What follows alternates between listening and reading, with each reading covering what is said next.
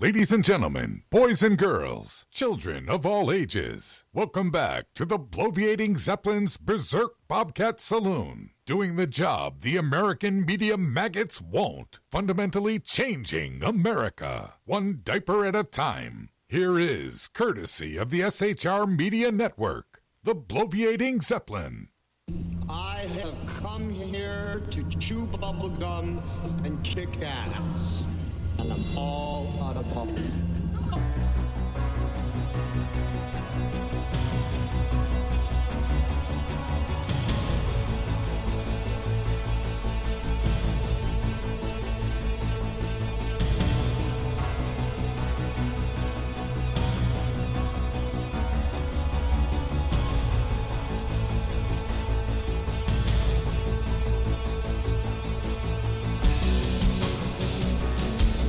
Ladies and gentlemen, boys and girls, children of all ages, welcome to the Bloviating Zeppelin's Berserk Bobcat Saloon radio show, live and direct right here on the SHR Media Network.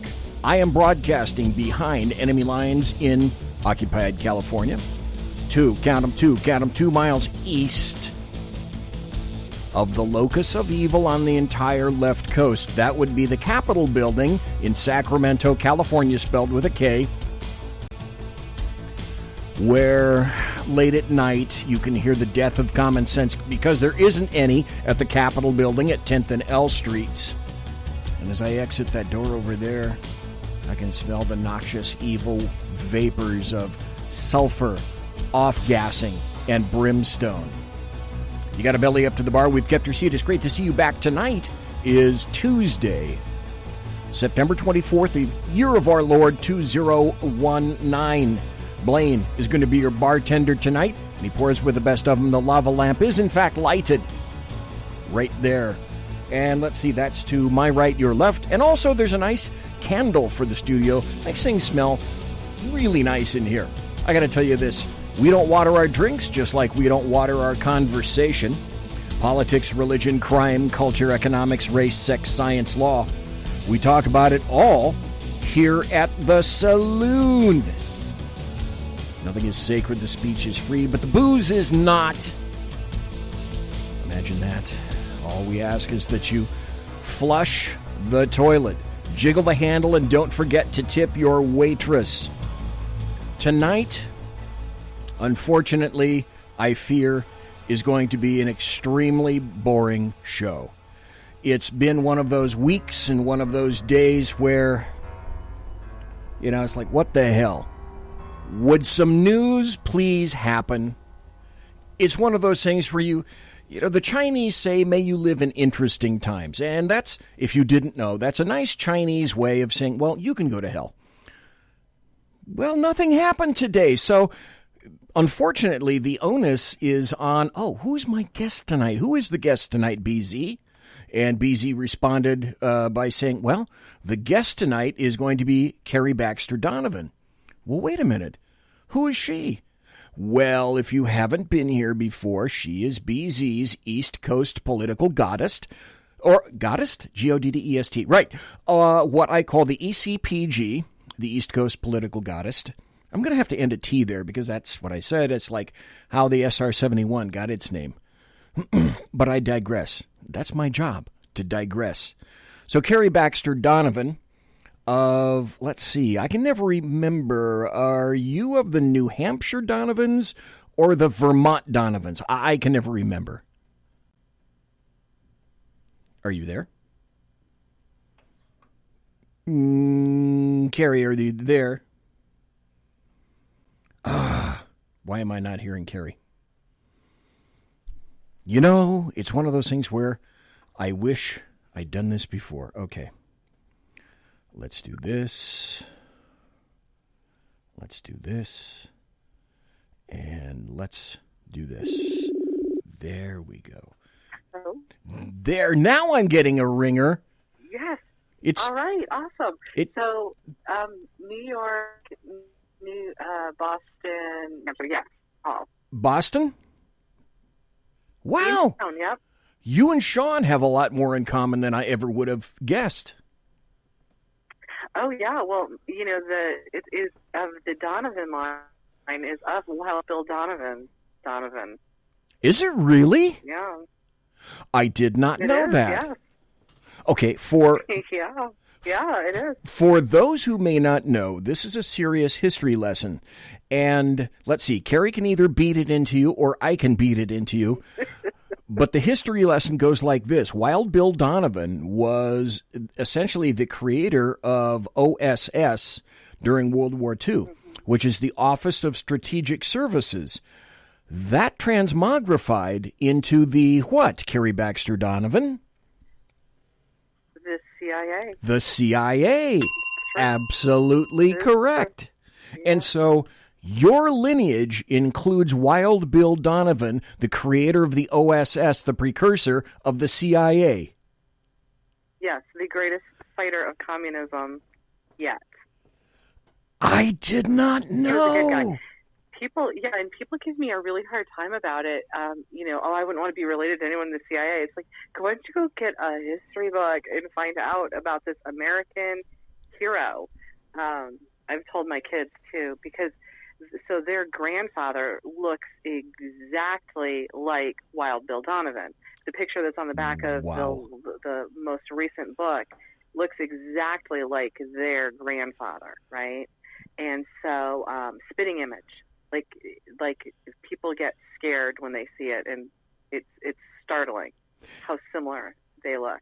Yeah. So, but he was a good guy. So just remember that. But the CIA not doing too well these days. But perhaps it will be restored. That's what we're hoping for, right? Yes, we are hoping for it. I'm sure you heard the intro, as in, sadly, there really isn't much that happened. This past weekend. It was cute. I was laughing. And today. To laugh and yesterday.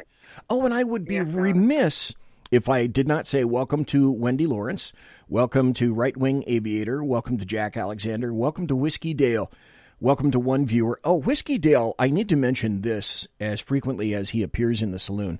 For those of you who do not know, Whiskey Dale is the donator of the Bobcat Clyde to the saloon. Now that awesome Bobcat. You can't see him in the current setup, and I'm working on getting a second camera in here so that a low point can show a high res view of Clyde in the back. And he is over there. By the way, Clyde is residing over my red MAGA hat, and it's his job to make sure the saloon is secure when BZ and or Sean is not here. As Whiskey Dale says, Clyde rules. Also, Whiskey Dale said he wonders if, Carrie Baxter Donovan, you are related in any way, shape, or form to the guitarist Jeff Skunk Baxter. That's my uncle. Are you serious? Yes. So I was his personal assistant for a while when I lived out in Los Angeles. That's my uncle. And my you are related to the guitarist of Steely Dan. Yes, Steely Dan. So he's my uncle, and his father, Loy Baxter, is the guy that they basically wrote the movie Mad Men about. Don Draper, the character Don Draper, right, is his father, my grandfather, who was the vice president of J. Walters Thompson and opened up the J. Walters Thompson office in Washington, D.C. in like the 60s. Yeah. God, that's my family. I am absolutely gobsmacked. And I got to tell you, Carrie Baxter Donovan, here's the best part of it. This is really great. You may have even told me both of these things last year, but because I have no memory, when you tell me this year, I'm impressed and amazed as if you'd never told me before. So that's why then it's all good. I'm all there's full no news to talk about, of excitation and ebullience at the fact that you've got some serious people with some serious horsepower in your background. Well, and then also in my lineage is John Breckinridge, who was the youngest vice president of the United States. I heard he was 16, but I think it was only a rumor. He was older than 60. But, it's good that we could talk about this crazy stuff because nothing has happened. That's right. Nothing has happened. Before we get to nothing, KARI BAXTER Donovan, we haven't tried. You haven't been in the saloon for a while, and yet you've been massively busy because I kind of. There's the intersectionality of BZ and KARI BAXTER Donovan. So occasionally I am impressed by your tweets and your massages on Facebook. Thank you. So you are on Facebook as KARI BAXTER Donovan, so you can find her there. Yeah. And she is also on Twitter at, and I'm going to have to spell this, SAORSA 1776. So if you want to find KARI BAXTER Donovan, as a matter of fact, I think I'm going to type that right now in the chat room so people can find you. It's Seirosa. It's a Scottish word. SAORSA 1776. Okay, there we go. Now I just put it in the chat room. So what is that, and what does that name mean? Seirosa is Scottish. It's a Scottish word. It's, which one was this? I was trying to search for my Scottish word. I had it last time, and nobody got it, and nobody liked it, so I changed it, right? Right. It's Gaelic, right? And it's for freedom, salvation, and redemption. I always thought that it was something similar to you were trying to make an explanation, as in nothing really happened here. But it was a word and nobody got it, so I said, "Oh, just forget it, and I'll just go find another Scottish word." So I did. I'll ask this in chat, and I'll tell everybody here right now.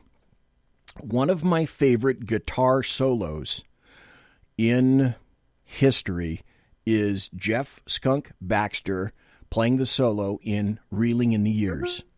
I cannot hear. Yeah, that's a good one. I cannot but hear the entire song, and especially the guitar solo in that, "Reeling in the Years," and it not affect me and put a smile on my face. So when I hear that song... it's interesting that you say that, because there's a day I was like, it was that perfect driving day, and the weather was good, and the sun was shining, and that song came on, and, I love that solo, and I stopped. I pulled over on the side of the road, and I wrote to him, and I said, "Hey, Jeff, do you understand, joy that song brings me?" So, me too. I love it. Yeah, I'm listening to Steely Dan, and I pull off the side of the road, and no, I don't get to send a message to Jeff "Skunk" Baxter because I'm feeling really good. Only one person we're talking to right now gets to send a special message to Jeff "Skunk" Baxter because she happens to know him. Well, I happen to be related to him, and you just get born where you're born. You for sure. Everyone has famous people in their family tree. Right. I had famous people, patriotic people. That's what matters. Service members, yes, important Americans. So you have people in your tree that I can't write to. You're right. I have Franklin Zeppelin, who was my great-great-grandfather, and he was known for digging some of the finest cesspools in Northern California. So that's what I have to feature in the Zeppelin side of the family. Good old Franklin, really handy with a shovel. He could get down 6 feet to 10 feet in a day. Come on. No, do you try to pull the wool over my eyes now? There's No, I'm just telling you the truth. But that's important. But that's important work. It is important. That's right. Manual labor is not to be diminished in any fashion whatsoever. No, so no, a lot of stuff has changed. Okay, so I just pimped your Facebook page, and I just pimped your Twitter page. And so you don't write for Citizens Media, and you're not writing for anybody right now, are you? Or are you? No, so I've run through the gamut of writing. I have had a number of people who have tried to entice me to write for them, but I'm not writing at the moment right now. I did have a conversation today with someone who really wants me to write for them, because at one point, probably about a year ago, I wrote 600 articles in 1 month, and apparently the news got out that I did that. And there's people who want me to write for them, but I'm just not, it's got to be the right person right now, or the right messaging.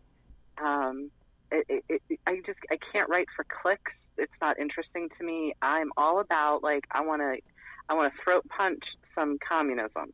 And if I'm not throat punching communism, I'm not getting on anyone else's team at the moment. I do have a show on Patriot Soapbox that I'm doing on Saturdays and Sundays now for a little while, and that's a lot of fun for me because I get to do whatever I want to do, and so I get to throat punch some communism during those hours on Saturday and Sunday. So that's all I'm doing right now. But if you talk to me next week, that might be different. I might be writing again. Which is what makes you really attractive, is I know that when I talk to you, something different will have occurred in your life. and as you mentioned, since you mentioned it, I have always said for, 40 or 50 or maybe even 60 years now, there is no problem on this planet that cannot be solved with one of two things, either vodka or a throat punch. And that is the absolute truth. So that's why we're in the saloon. Get some vodka. We can try to keep throat punching down. We don't have to do that with each other, but yeah, vodka and throat punching. That's what I'm about. Now, if I had a really good producer, and they're waiting in the wings, I've got 5 or 6 people waiting with the application over on the SHR Media couch over there, waiting to be my producer. But if I'd had a producer, when you said throat punch, folks, you would have heard. Oh, wait a minute. See, that's why I can't even have a good producer. You would have heard, because I'm not the producer, you would have heard. But I'm not the producer, and I'm even when I'm the producer, I'm a crappy producer, just as you witnessed right there.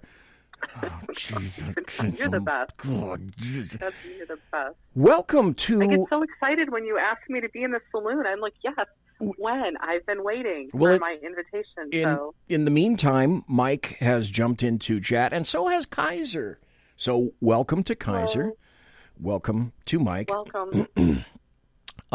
Have you had quaffed any particularly savory whiskey these days? No, I don't think I've been out drinking for a while. Oh, I know why. But I can tell you a funny whiskey story. Oh, I want to hear. Yeah. I want to hear a funny whiskey story. So okay, go. My 20-year-old college student moved home and dropped off his stuff. Okay. And went off to Utah to have an internship where he turned 21. Okay. I was going through and helping just move some of his things out of the middle of the living room so that I could walk, and my lost flask falls out of a bag, which I thought was very interesting. His because flask. I had lost a flask of whiskey, and I couldn't find it anywhere. And it fell, and it hit me in the toe. And I had been bugging people, like I see at political meetings. I'd say, the last time I remember having my whiskey flask was when you were around. Do you have it? And people were like, why do you keep asking? What is the deal? I'm like, I had a full flask of whiskey. It disappeared, full of bullets. Okay? Okay, can I tell you a story then?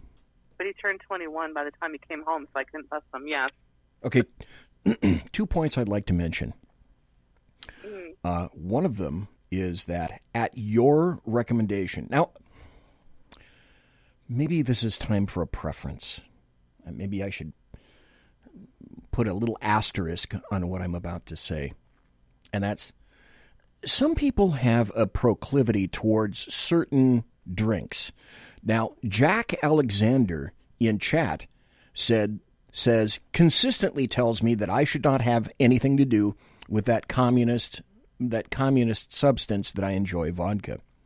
I simply call it really good potato water. But that's part of my overall machination. So at your recommendation, though, last year, I don't think I told you this story. I went out and I even took a picture and put it on social media of me holding a bottle of Bullet whiskey.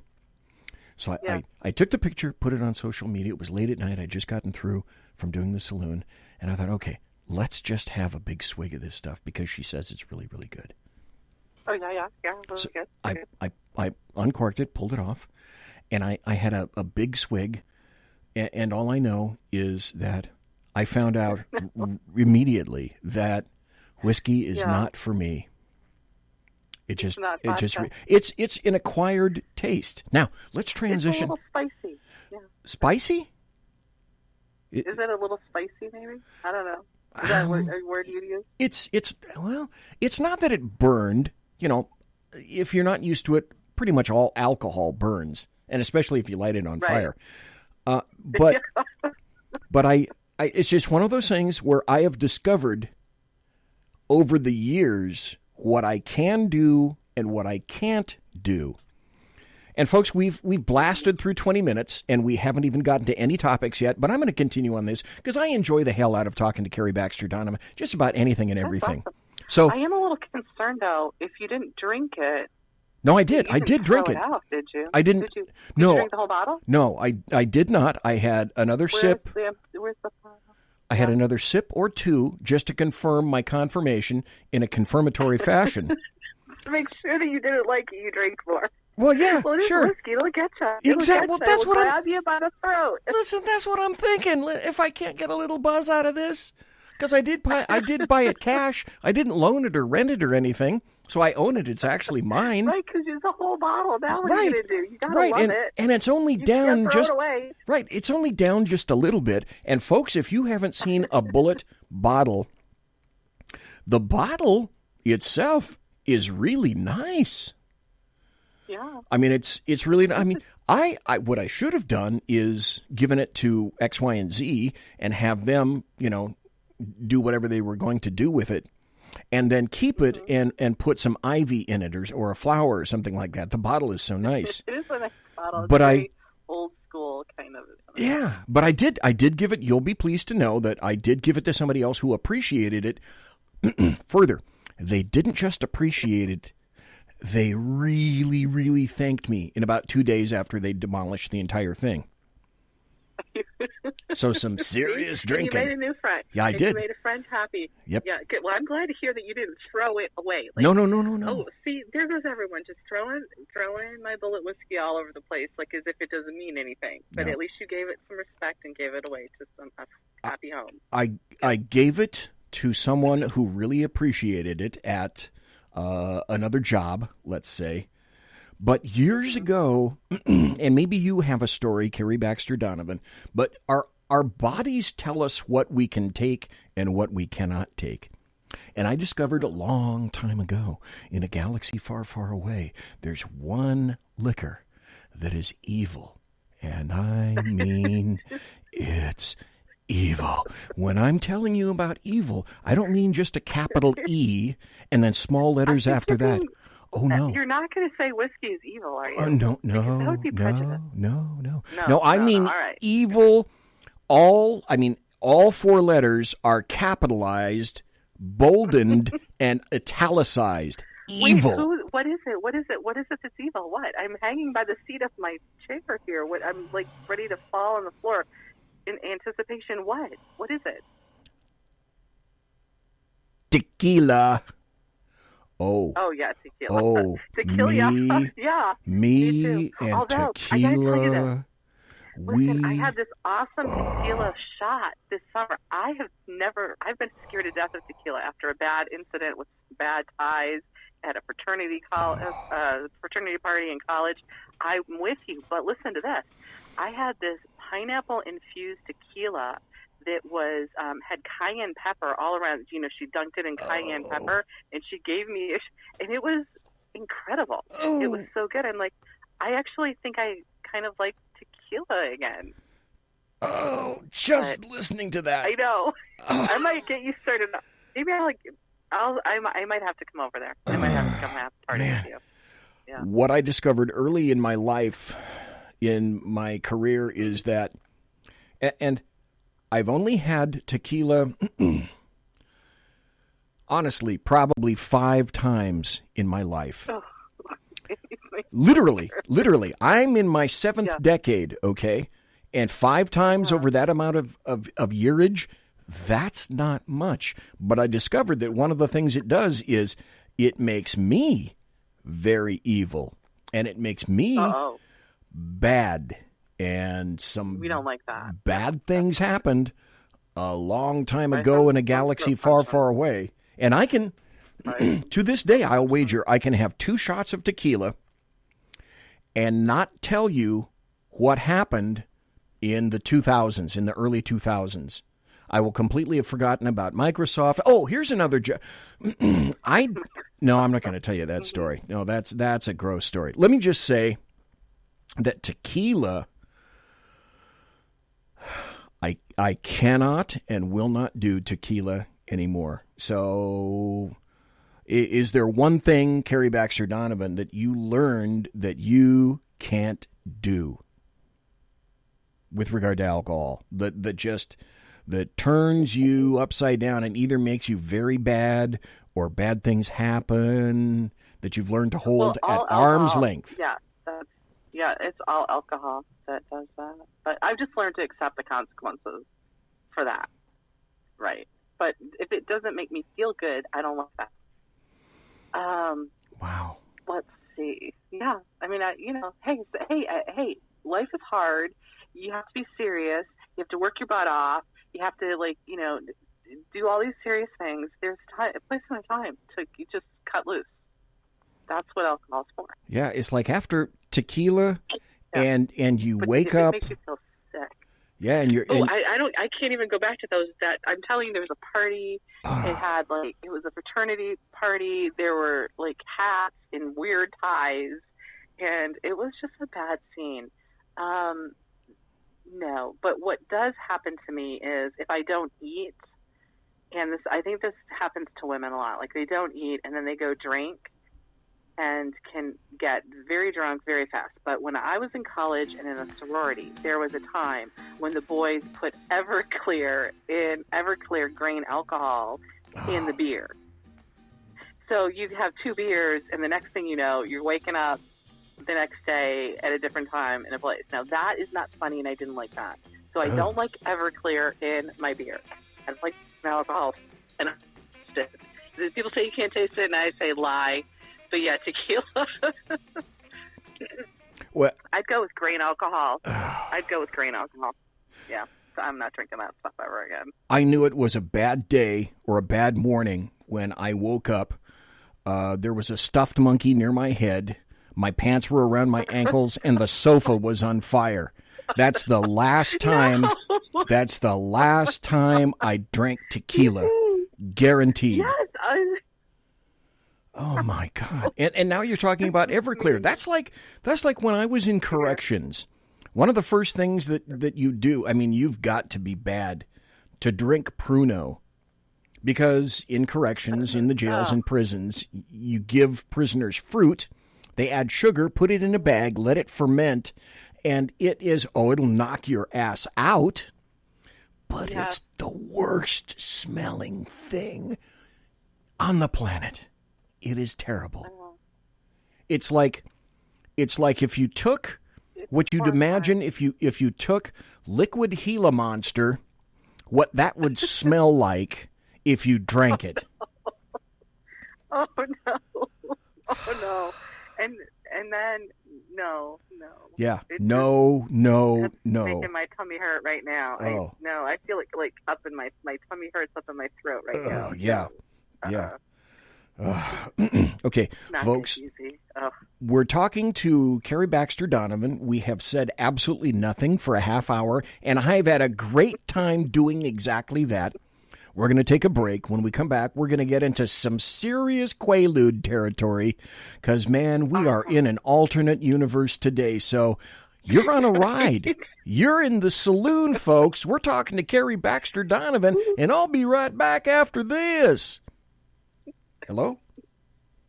Hello? Hello. Hello? Conservative There media we go. done Good Lord. right. You're listening to the SHR Media Network. From a public locker inside a dilapidated Long Island rail station comes a show designed to piss off liberals using truth, facts, and ridicule. The Lid Radio Show, featuring the conservative voice from the People's Republic of New York, the Lid himself, Jeff Dunitz.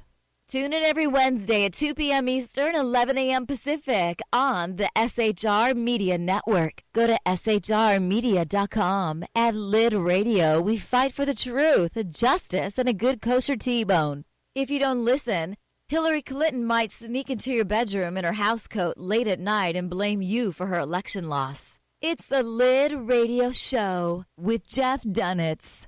For 50 years, I've seen the American people blinded by corrupt politicians, a lapdog media, and deceptive Islam. The one thing the elites fear is one man with a cane. I'm Dave Milner. Join me through Spreaker, iTunes, and SoundCloud, through SHR Media and the Western Free Radio Network, for half a century of experienced perspective on political and social issues, weekly on The Unpleasant Blind Guy. And catch me on Jeff Mitchell's EDL Radio on blogtalkradio.com. There's no surrender, ever. Because truth is not always pleasant. This is Shannon Wright of The Right Way with Shannon and Mike in the AM. Mike's not here, so I gotta talk fast. You gotta join us. Fall season. Getting ready to start up with a whole bunch of new stuff. News and food and politics and sports and entertainment and a whole bunch of stuff. But wait, Mike's coming. I gotta go. Remember, Shannon and Mike in the AM on SHR Media, Monday through Thursday, 7 to 9 a.m. Make sure you tune in. Featuring right thinking from a left brain and doing the job the American maggots won't. BZ is fundamentally changing America one diaper at a time. Just when safety pin manufacturers are running out of metal for the diapers of the leftists, where the speech is free, but the drinks are not. The bloviating Zeppelin's Berserk Bobcat Saloon can be heard every Tuesday and Thursday night, commencing at 11 p.m. Eastern and 8 p.m. Pacific, where pushback is a requisite art form in and of itself. Let your ossicles be truly liberated when you listen to the bloviating Zeppelin's Berserk Bobcat Saloon, only on SHR Media Network. No ferrets were harmed in the making of this ad. Join me, Jack Alexander, for the Jack Alexander Experiment podcast, as I take a unique outsider's look at the issues affecting the USA. I fearlessly take on the issues that everyone else is too scared to touch. The Jack Alexander Experiment podcast is available wherever good podcasts can be found, like Spreaker, iHeartRadio, and Google Podcast. The Jack Alexander Experiment, because it's not a matter of left versus right, it's a matter of right versus wrong. It's your business diva here, Melanie Collette. I am inviting you to a front row seat as I discuss some of the most intriguing details of wealth and finance with today's movers and shakers in the world of business. Listen in and discover financial truths on a global, domestic, and household scale. Uncover topics that will impact your wallet today and in the future. Money Talk with Melanie airs Monday through Friday, 5 p.m. East, 2 p.m. West, right here on SHR Media and High Plains Pundit Talk Radio. You can't afford to miss it. Featuring the effervescent contrarian sackheads Clint, plus the unrestrained bulbosity of BZ, the Sackheads Against Tyranny is a real chat show. Doubling your late-night conservative talk show pleasure with double the hosts, you can listen every Wednesday night at 8 p.m. Pacific, 11 p.m. Eastern. Please note, some contents may have settled during shipping. Member FDIC, batteries not included, warranty voided Montenegro. Conservative media done right. You're listening to the SHR Media Network.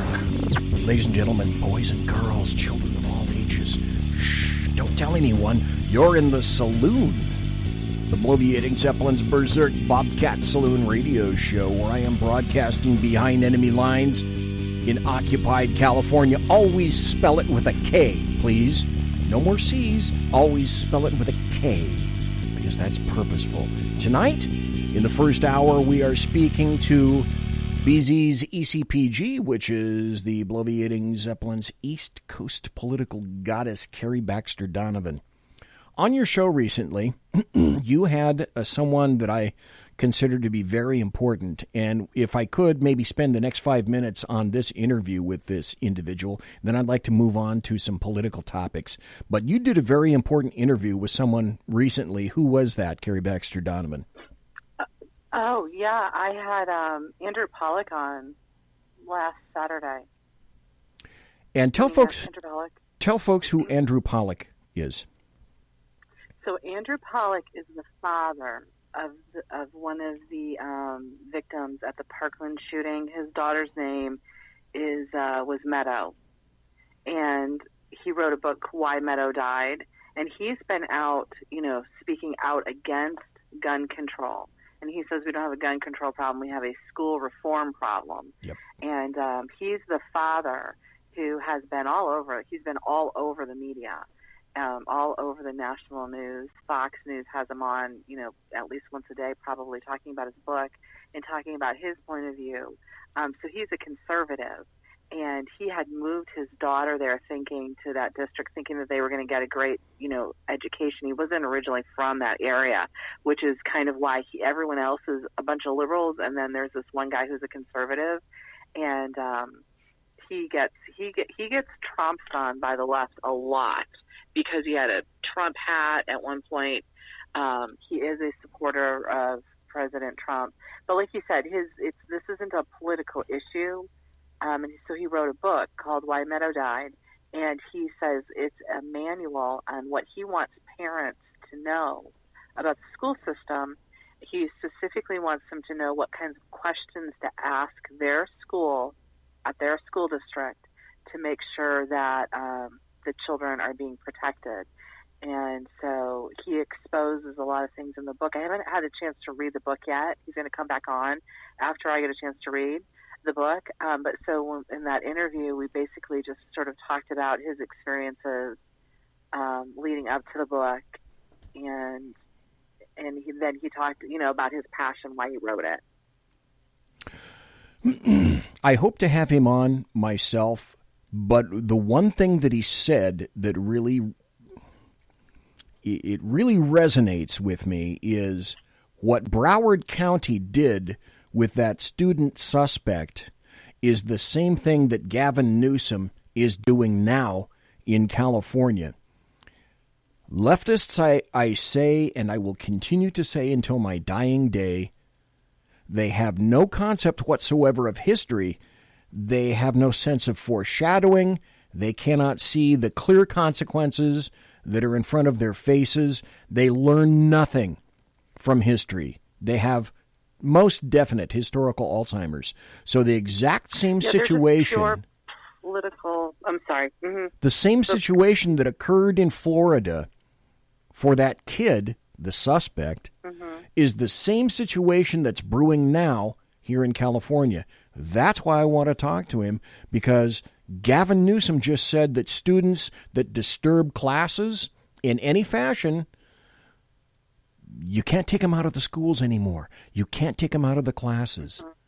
That is an extremely disturbing and massively, arrogantly, naively stupid maneuver, but to be expected by leftists. And Eric Holder had put it in place a while ago. So this has been something that's been going on for a while. Here in North Carolina, he sued the state. Eric Holder sued the state of North Carolina over this topic of disciplining children. And I had a woman on this past Saturday who's in Texas who ended up, she was undercover videotaping the school because there was a situation where her daughter was attacked. And they wouldn't give her any information. They were protecting the child who attacked her daughter. Of course. And so she came on, right? And so it's happening all around the country.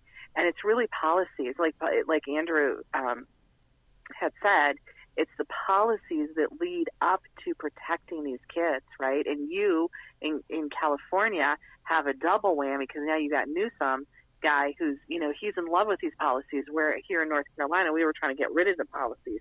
Yeah, so the situation is that we know what the problems are.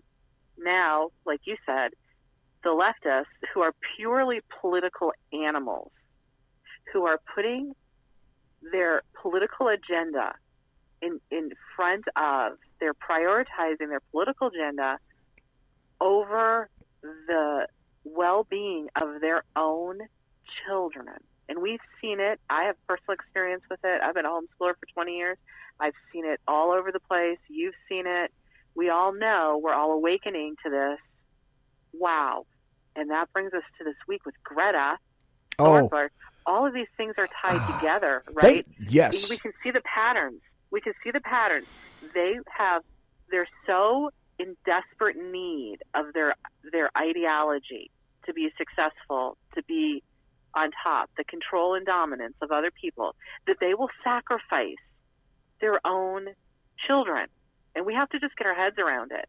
That's what political beasts they are, who are our opponents. They're not our brethren. They're not our country mates. They are not the men and women of America. They're political beasts. I've had enough this week. And I'm laughing, but really this week, I'm triggered. I've had enough. We'll get into it. We got 20 minutes left. We can do this in 20 minutes, I think. We're going to tie it all together. But yeah, I think we can. With Andrew Pollack, but book, you'll have him on. Mm-hmm. But to this chick, Greta, can't even think of her last name, and it's fairly immaterial. Thunberg. Mm-hmm. People have already said that there's something not quite right with her, and her parents and people on the left are trotting her out as a spokesperson at the age of 16 for global warming. I'll go into that in great detail on Thursday night. She's Asperger's autistic. Right. And so, but they're taking advantage of her. They're exploiting her. They're exploiting and debasing her. Are they ever? Yes. The definition of child abuse is to debase the pride of a child is the definition of child abuse. You have scarred her for life. You've scarred her for life. Yeah. You have made her afraid of living. And by extension, kids that are listening to her, 8, 9, 10 years old, you have made them quivering pools of little kids whose childhoods you've kicked to the curb because of your corrupt political philosophy. These kids don't get to be kids anymore because of, calm down, BZ, because of people like her and people who manipulate her. And a systematic failure of the people who are supposed to protect children, of the policies that are supposed to protect children, of Western civilization, which was designed to protect women and children. These are child That's abusers. What Western civilization really is. Yes, they're child abusers. This is run rampant. the exact same thing that I would see in child abuse when I was a detective for a 2,000-plus officer department. I was a detective in child abuse. And you have people who groom and pet and lick and create and develop children because the adult mind is smarter and more manipulative than the child's mind, which is much more willing to go with the flow, so to speak. That is how incredibly evil people who are doing this, robbing children of their youth, their childhood. There are few things that are more despicable. You almost may as well have taken an object and penetrated her in public. And in a way, it was a public penetration because she will not recover from this. I think she's scarred throughout her life. Well, she won't. But BZ also, on Friday, they opened up the schools and allowed children to have climate protests, as we know, right? Yes. So not only are they scarring this Greta, they're scarring American children, and they've been doing it for many years. Now, here's the thing. Many people are uncomfortable talking about this topic because they know somewhere deep in the back of their psyche that these things have been going on for 20, 30, 40 years. Okay, we have allowed our children to be debased. We have allowed their pride to be debased. Telling black children, "Oh, America isn't for you," that's debasing their pride in America, in their American identity. I mean, I could go on and on and on with examples, could. Of this is child abuse. You could. And I'm glad, on one hand, I'm glad, because that's why I homeschooled my children 20 years ago. I said, you're not getting my kids. No. The answer is no. Call me Mrs. No. You're not getting your claws on my little kids. I will throat punch you all. Okay. But people would just not listen. They wouldn't listen. What is that called? The bias, normalcy bias. People going along with it. I think this Greta thing was so frightening this week. It was like Children of the Corn meets the Star Trek episode I keep making reference to called And the Children Shall Lead, which creeped me out when I was a kid. People have seen this now. It's like a frightening science fiction movie. Like, whoa, I think that she shook some people out of their slumber. Wake up. Our children are being debased. It's another Lord of the Flies kind of thing.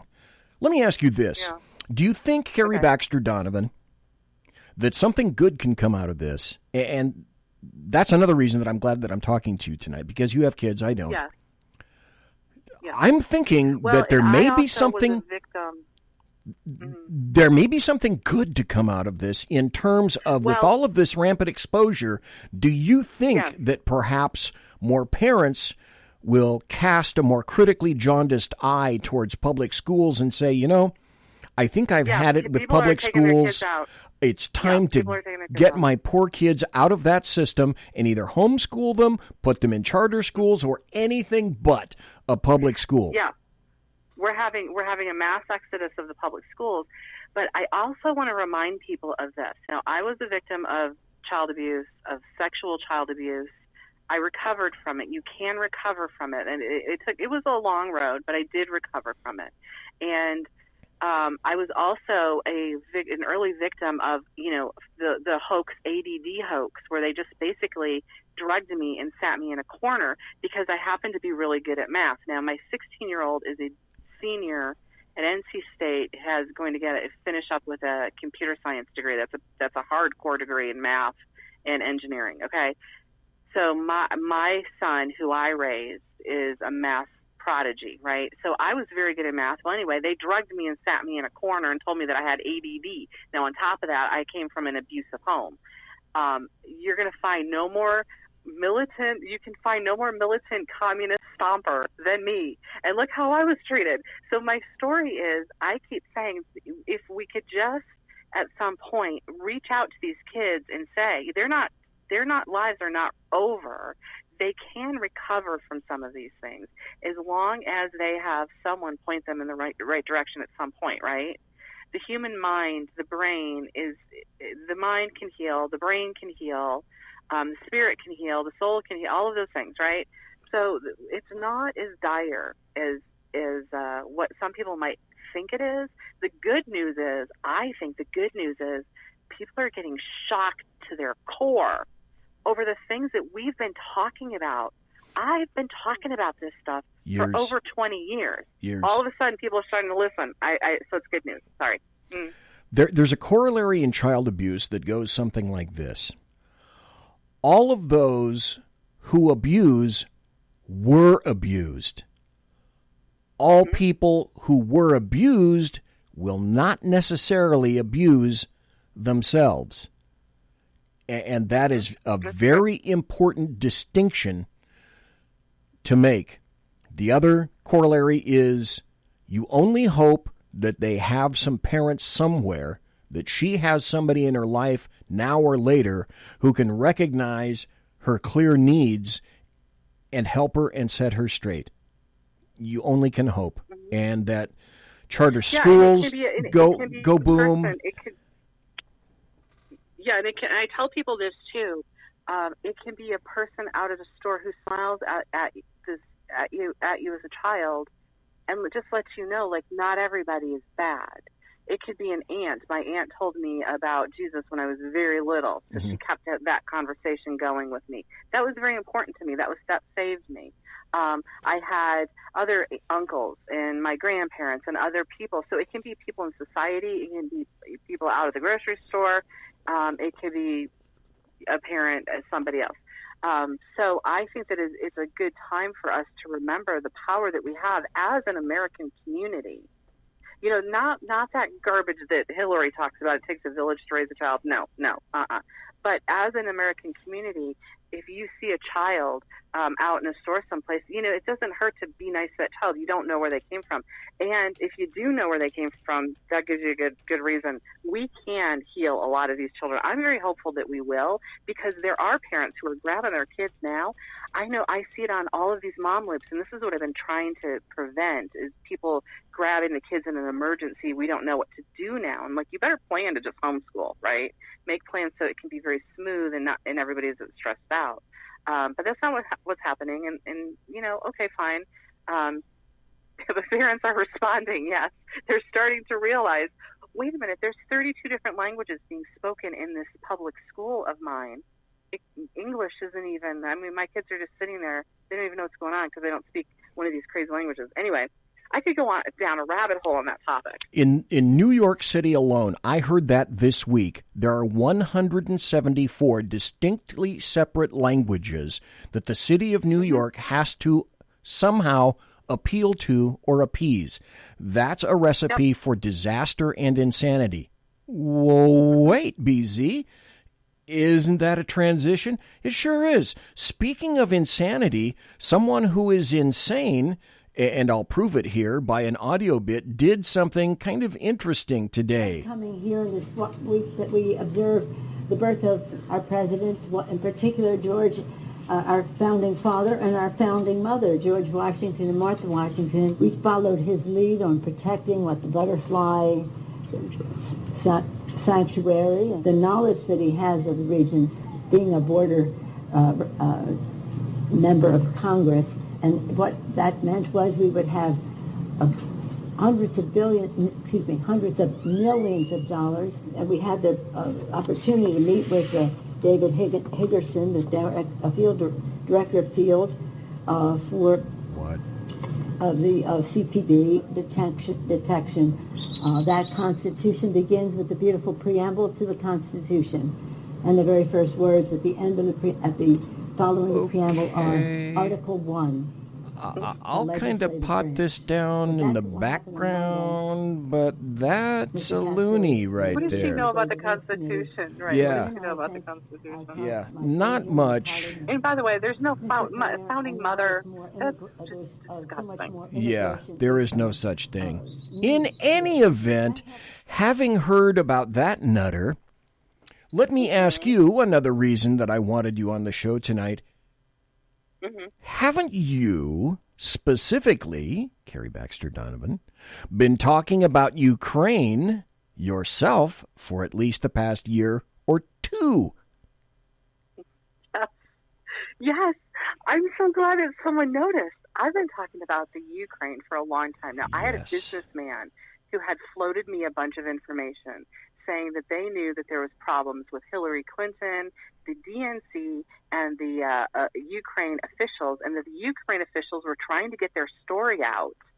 And because I'm a stay-at-home mom in North Carolina, how do I get that information? I've been talking about the Ukraine for a long time. And what I want to say is everyone in the media knows the story of Biden. They know what was going on with Biden's sons. I mean, I think that even there was news stories in the mainstream news about it. So this is not a surprise, but they're trying to impeach Trump on what Biden did. Don't we know that? And I just watched tonight, Giuliani said, it's a trap. They fell into a trap. The Democrats fell into a trap. Yes, and we have 7 more minutes before the top of the hour. So we're not trying to get it all in. We're not going. Yeah, we're not going to be able to address but a fraction of this.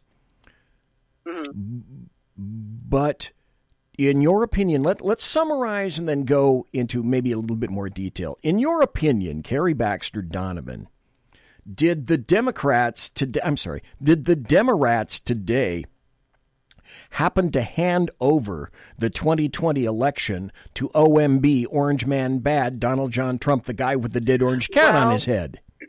I think that they did even more than that, because Trump was going to win in the landslide no matter what, because he's got at least the magic number was 24%. If he could get 24% of Black Americans to vote for him, he was going to win. That number now is 36% and growing rapidly. That number is not going to stop. He was always going to win. But the other races weren't necessarily going to all go for people who would support him. And now what I think is what happened today was they handed that to Trump, but they handed it to Republicans across the board. And Democrats, I think, are going to have a hard time for the next 50 years unless they're in extremely blue district, right?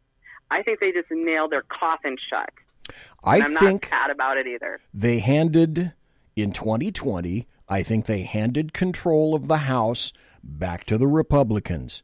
Today, mark your calendars, folks. Today was a seminal 24 hours in the history of the United States of America. It was incredible. Plus, I was laughing. Yes, plus, we will keep the Senate as well. So we will have, unlike Bush when this happened, who was afraid to wield the power, does anybody have any hesitancy whatsoever thinking that in his second term, Donald John Trump will not hesitate to wield this power? And the answer is yes, he will. He will. And it will save us from a full communist takeover. Yes. That is what we're facing. Yes, absolutely. That is really what we're facing. That's not crazy conspiracy kook stuff. Ooh, it's real. And he will have done it.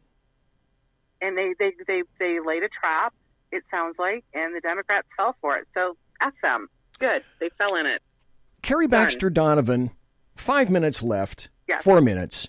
Let me read you a quote that was, to me, so impressively insightful that I heard tonight just before I got here in the studio. And it was made by Greg Jarrett. Mm-hmm. And think about this, because no one has said this today, but I think it's imperative. We know that Trump has said that he's going to turn over the transcripts of this telephone call. We know that the whistleblower doesn't even qualify as a whistleblower because he or she is not a member of the intelligence community and therefore not subject to being covered by whistleblower laws. Then we also subsequently discover that the whistleblower didn't hear what occurred directly. This is secondhand. This is in the legal term. This is called hearsay. Now, that having been said, here's what Greg Jarrett today said on Sean Hannity's show. Mull on this for a while. He said the president is duty-bound under the Take Care Clause of the Constitution if he knows of a potentially corrupt act by a vice president trying to extort a foreign country to shut down a probe that involves his son. The president is duty-bound to ask that foreign country to investigate, produce the evidence. If he doesn't, it is a dereliction of his constitutional duty. Have KARI Baxter Donovan, the Democrats, gone down their own rat hole of their own creation? They have. And Giuliani dropped something on Laura Ingraham a little while ago, and he was saying, and I think this plays into what you were just saying. He said, it's a strange name, and I can't find much on it. It's a strange phrase, but he said that Biden had a knowledge of guilty evidence. And that has to do with money laundering, with a payment that was going for the Ukraine. And so there's all of this evidence that's going to come out, according to Giuliani, that Biden was doing some very bad stuff, and it's very obvious how very guilty he was. And so Trump would have had to have asked about that. That's called consciousness of guilt. Consciousness of guilt. In court. The other thing is, it sounds like they have the court case tied up, right? They know what they're doing. The other thing is they find out that the whistleblower has ties to Schumer and Hillary Clinton. Huh. That was in the IG report on this, or a statement someplace. That when I was coming in here. So there's so much going on, and I had said early in the day when this first came out, within 24 hours. Some Democrats are going to start to backpedal on this and try to get away from it because it's obviously a trap, you dummies. How can I be a stay-at-home mom in North Carolina and know that and they don't in D.C.? I don't know. You want to hear something a bit prescient, Carrie Baxter Donovan? It's funny you should mention that, because not long after that announcement was made, Tulsi Gabbard did pretty much that exact same thing. Imagine that. Oh, really? So would I be correct, Carrie Baxter Donovan, in summarizing something similar to, let's see, everything that the Democrats and by extension the American media maggots have been accusing Donald John Trump of, they themselves are specifically guilty of? Would that be accurate? Yeah, that would be accurate. And I have to tell you this.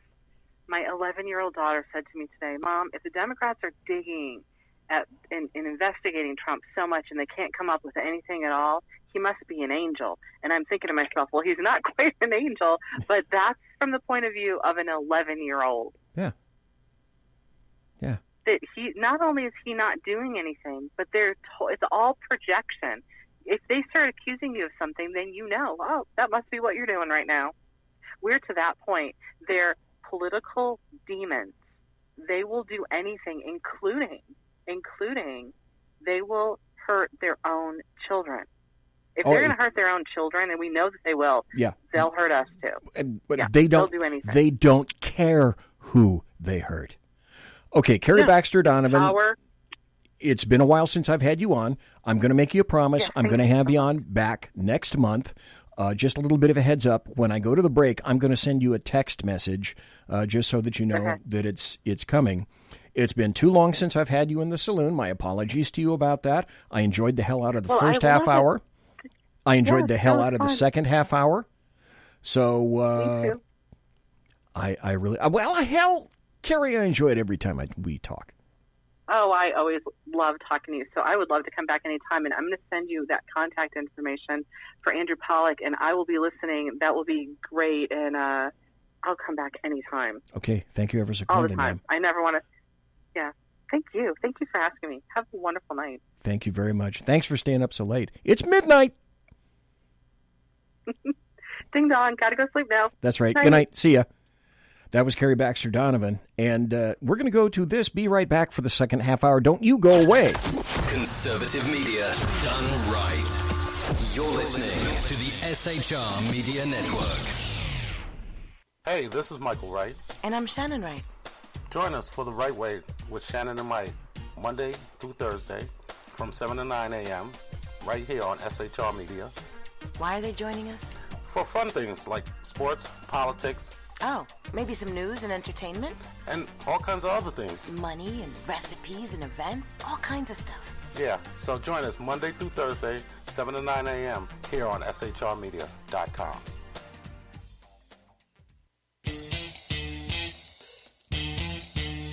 From a public locker inside a dilapidated Long Island rail station comes a show designed to piss off liberals using truth, facts, and ridicule. The Lid Radio Show, featuring the conservative voice from the People's Republic of New York, the Lid himself, Jeff Dunitz. Tune in every Wednesday at 2 p.m. Eastern, 11 a.m. Pacific on the SHR Media Network. Go to shrmedia.com. At Lid Radio, we fight for the truth, justice, and a good kosher T-bone. If you don't listen, Hillary Clinton might sneak into your bedroom in her housecoat late at night and blame you for her election loss. It's the Lid Radio Show with Jeff Dunitz.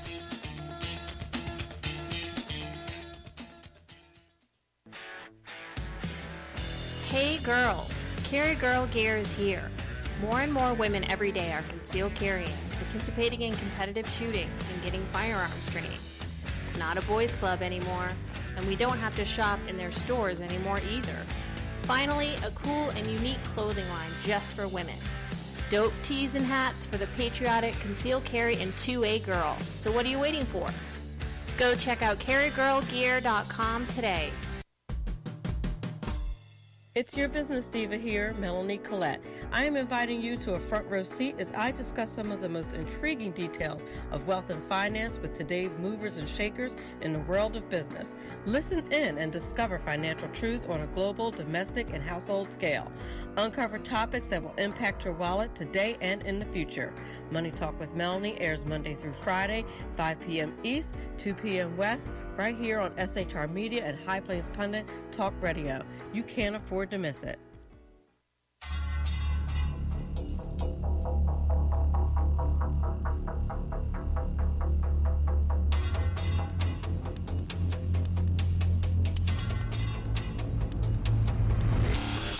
The new show on the SHR Media Network, Sackheads Against Tyranny.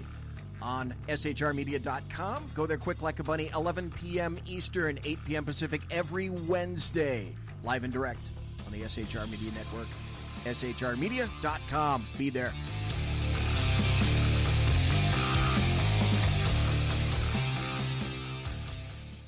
For 50 years, I've seen the American people blinded by corrupt politicians, a lapdog media, and deceptive Islam.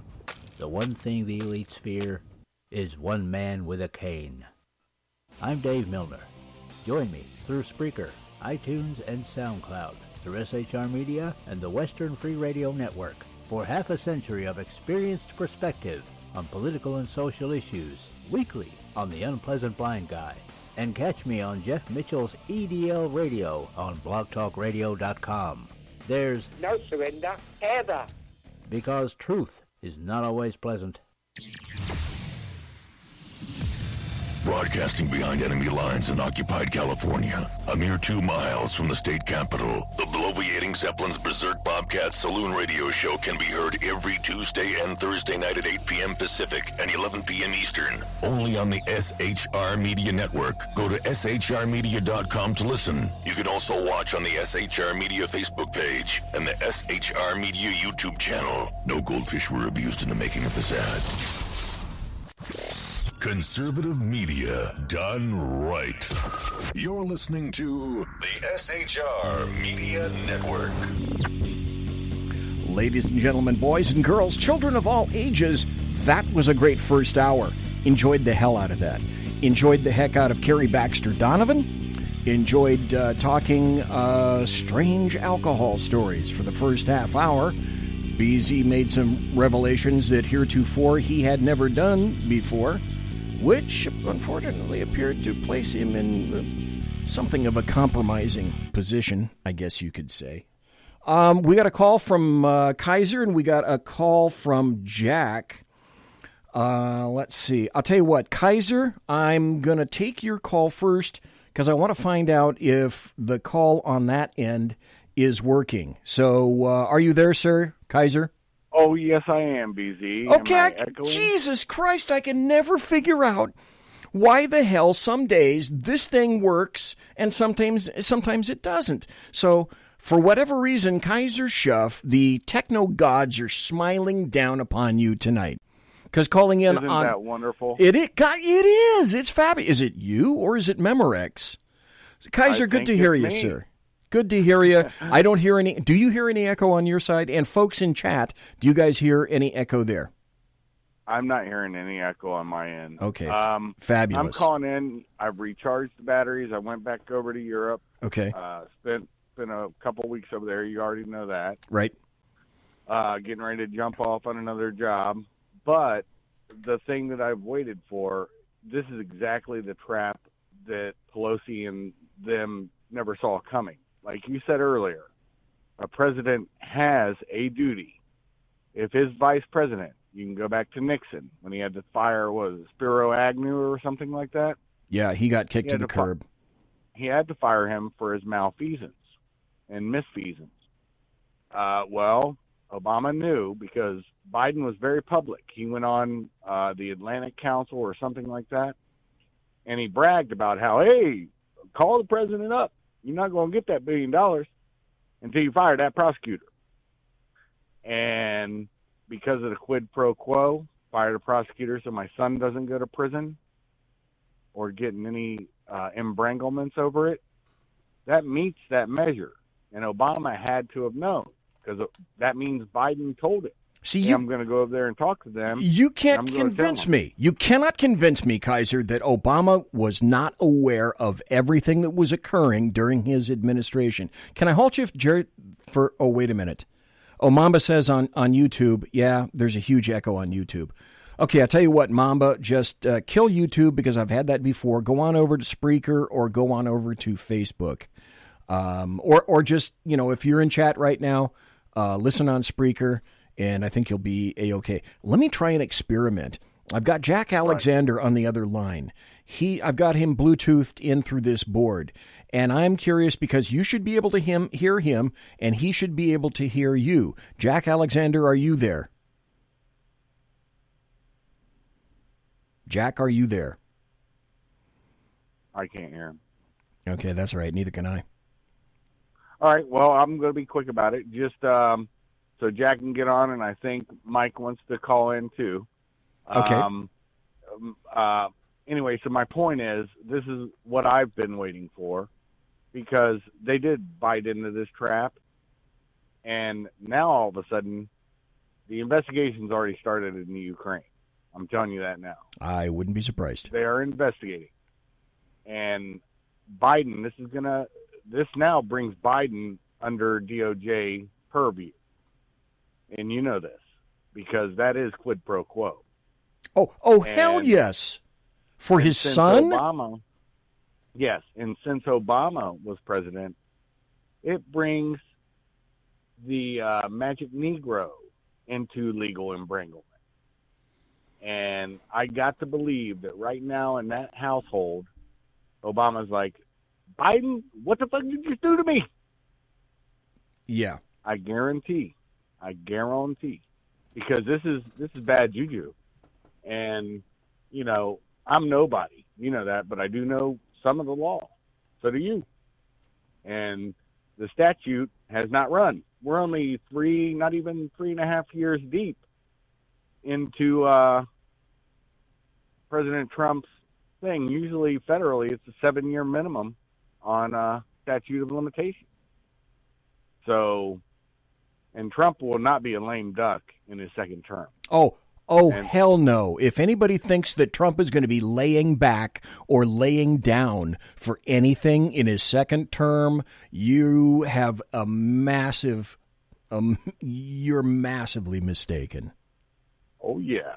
And I think the Congress and the Senate will be taken back. I agree with you guys totally on that.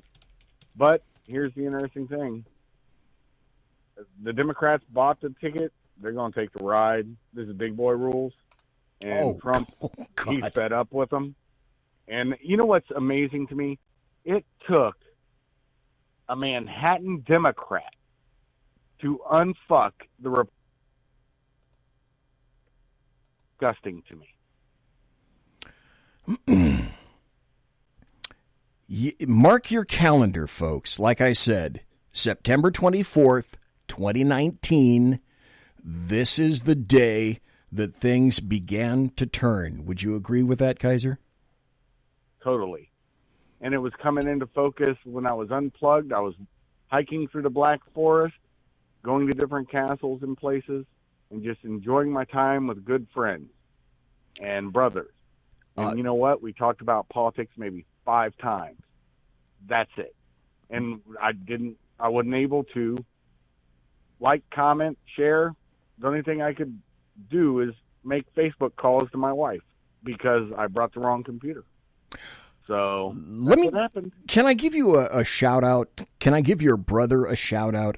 Wasn't it your brother, specifically your brother, who flew you back from Germany so that you could have your anniversary with your wife? Oh, yeah. Oh, yeah. What an incredible thing that was for your brother to do for you and your wife. I heard of that, and I thought, oh, my God, I wish I had brothers like that. Oh, my God. Well, that's what he flew me out there because he's a part of the job I'm getting ready to jump into. And I shout out to him every day, you know. We've known each other for many moons.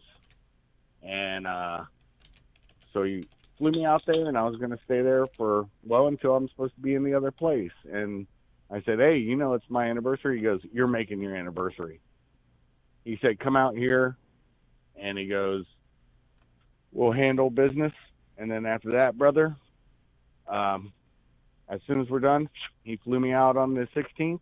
I landed here on the 16th, and the following day was our anniversary, and we had a lovely anniversary. God bless you for that. Our 25th anniversary.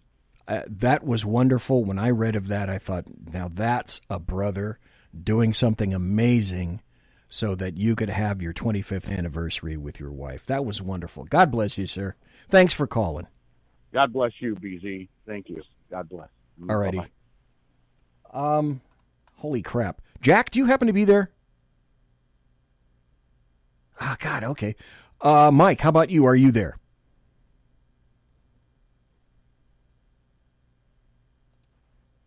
How about now, Mike? Are you there?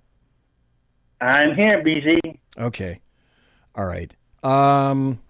Jack, I don't know what the deal is. It says connection status is poor on my Bluetooth. So, Jack, I'm going to hang up. Give me a blast again. And I'll see. I'm going to try something new. I'm going to try to see if I can conference call you with Jack when he calls in to see if the technology will work. And theoretically, the two of you should be able to hear each other. But in the meantime, until that occurs, Mike, what is it that you wanted to say tonight?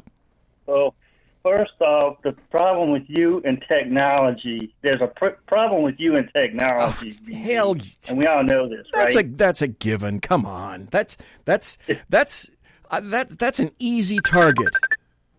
Oh, there we go. Okay. Yeah. Jack, are you there? Hello. Jack, are you there? I hear you. I can hear you. Jack, can you hear me? Yeah. Okay, great. I hear Mike. Can you hear Mike? Yep. Okay, great. You guys are both on. Outstanding. I have just... Wait a minute. Wait a minute. I need this right now. I have just created the very first BZ conference call. Yes. In terms of technology, I have just done my very first conference call ever here in the saloon. Mark your calendars, ladies and gentlemen. Not only in terms of impeachment and political importance, tonight BZ somehow managed to overcome technology and acquire a conference call. I'm glad you said conference call and not threesome. No, it's... That's a damn good point. Damn good point, Jack. See, Jack, here's the deal. Jack is still back on me with my pants down around my ankles, clutching a stuffed monkey, and the adjacent sofa is aflame. You're still back there, aren't you? You were talking about the casting couch just before then as well, so... Well, I said a couch. I didn't say the casting couch, but I did say the couch. So, guys, tell me your impressions of what the hell happened today and what you think may occur in 2020. Did Nancy Pelosi just manage to hand over everything to the Republicans, or will the Republicans take this massive gift, in my opinion, and somehow screw it up? Well, BZ, there's an old axiom about a hole and digging a hole. How do you get out of a hole that you've dug? You stop. The first thing you do is you have to stop digging. But the problem for the Democrats is they not only haven't stopped the digging, they've accelerated it. You know, and that's your point. Your point is, and I get that, and I've said it before too, they've handed this thing over to the Republicans. Oh, it's a given, and whoever comes out of this clown show of a Democrat primary, he's going to beat like a drum. It doesn't matter who it is, you know. But this thing that and you knew this was going to happen, fellas. You knew that she was going to backtrack, because I've said it before. Most of the younger Democrats that got elected this last time through, what did they run on? The one thing, what did they run on, BZ? Well, the are you talking about the crew or the set or whatever the hell? What are they calling those four people? The squad. That's right. The squad. Wow.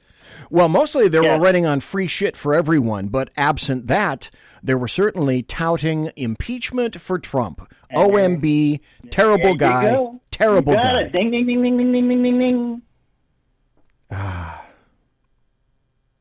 Now Mamba says the echo is back again, just seconds later. Wonder if your callers are leaving the sound in their PCs when they call in. Yeah, if you guys are on a PC or something like that, make sure you turn your volume down. Jack, what do you think?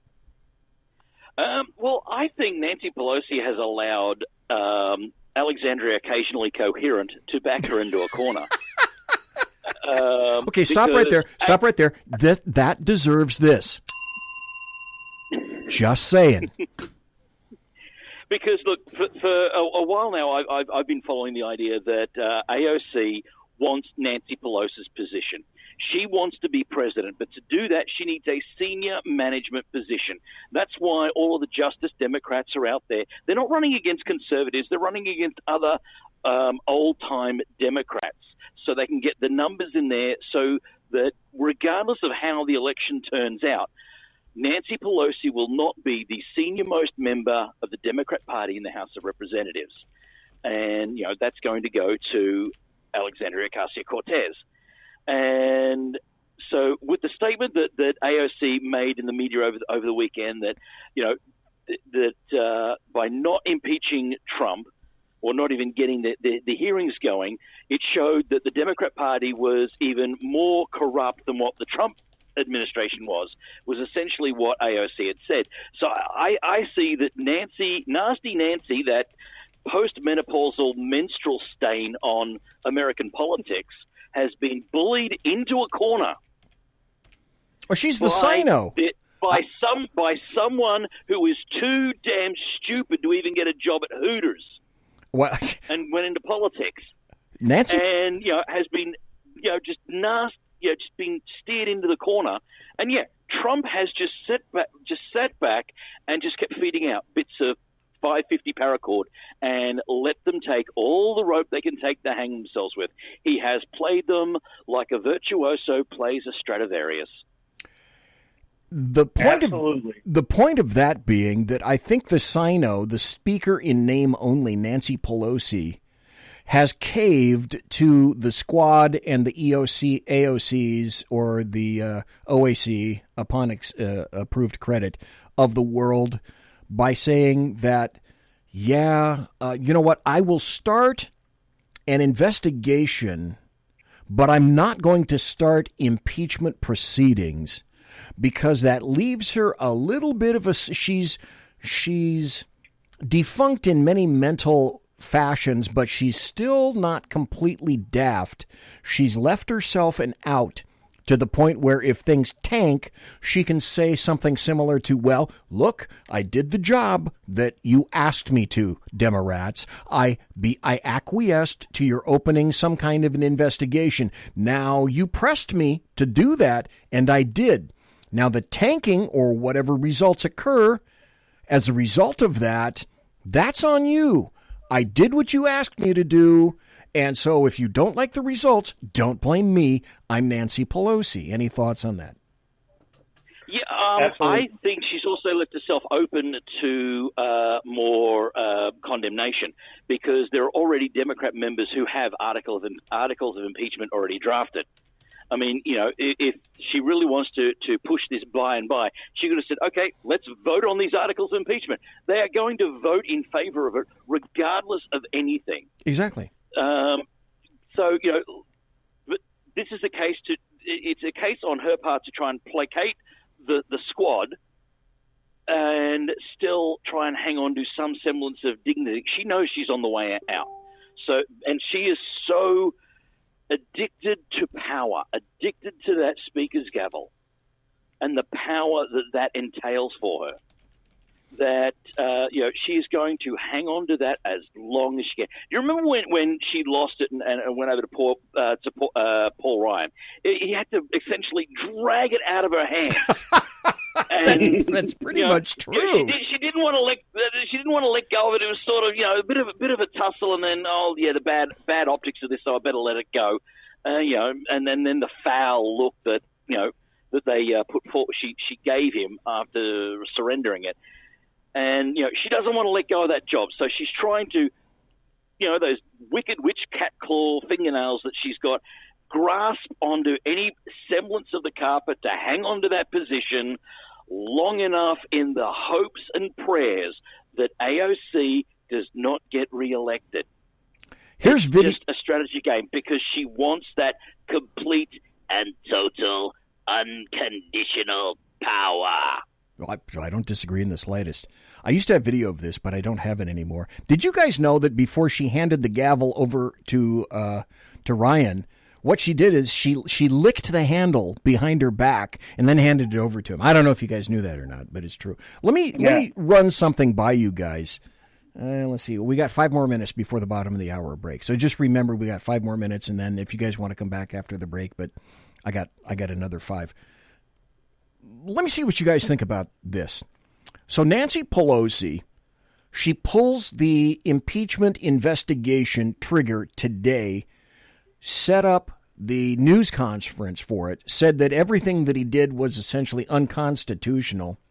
So what happens? They may have enough votes in the House to pass it, perhaps even with massive authority. I don't know anything about the numbers yet, but if they're not close, they have to either be close or perhaps over it at this point. So what happens if the House passes it? Then it goes to the Senate, and the Senate kills it. Further, this is the point. Further, let's say on a comet comes down and changes everyone's brains, and for whatever reason, the Senate decides to begin impeachment proceedings. I think that you just created, no matter how this goes, the Democrats and Nancy Pelosi, you have just created the official Mark I, Model I, OMB martyr monster for 2020. And again, that hands the presidential Oval Office right back to Donald John Trump, the guy with the dead orange cat on his head. Thoughts? Yeah. I mean, that I've always thought that, BZ, and think about it. Now she had a plan earlier that she wanted to not pull the trigger now, but wait until after the election. But again, that wasn't going to placate the squad, Matt and Maxie Pad Waters, and all these people that actually ran on impeachment. They ran on it. All right, they didn't run on taxes or whatever. They ran on impeachment, and they wanted impeachment. Yes. I mean, what's her name? I'm blanking on the one that said it, but I want to impeach some motherfucker. Rashida Tlaib. That's right. So so they all ran on that thing. So they weren't going to let her weasel her way out of it. They weren't going to let her wait to pull the trigger because they kind of see the writing on the wall that he is going to win, and they're not, and they're probably not going to retain the House anyway. So they have to do it. They have to do it now. I don't think they're going to keep the House. I honestly don't in 2020. Here's a very interesting article, and I know for a fact that this guy has been touting impeachment for quite some time. Representative Al Green, he's a Democrat from Texas, all along has been saying impeach, impeach, impeach. He came out of his little rabbit hole today after Nancy Pelosi, and he said this, and I think this smacks of everything that the Democrats have become. The Democrats now are like heroin addicts. They cannot not do this. So Representative Al Green today told the Democrats, he said, the public is going to turn on us if we don't impeach Trump. What that means to me is, no, not the public. No.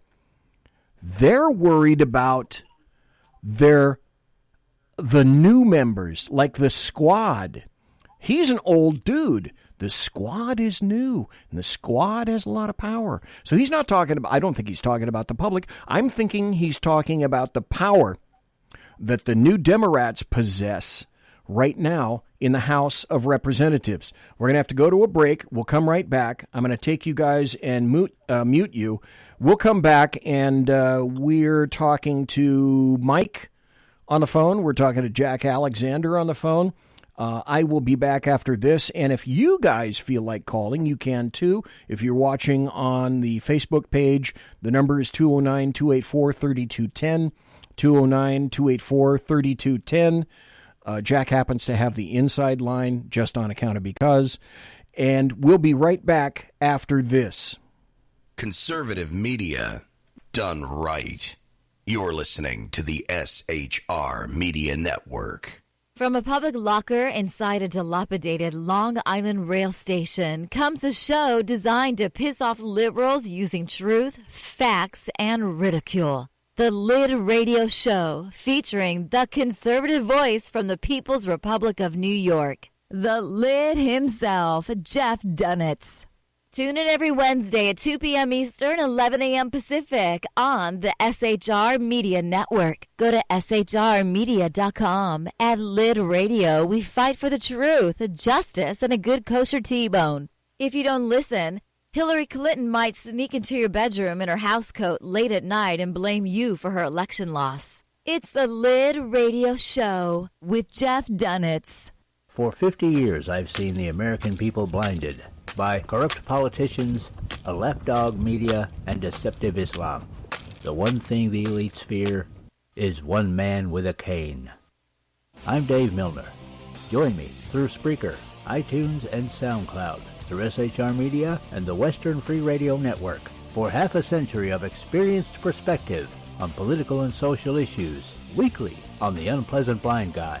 And catch me on Jeff Mitchell's EDL Radio on blogtalkradio.com. There's no surrender, ever. Because truth is not always pleasant.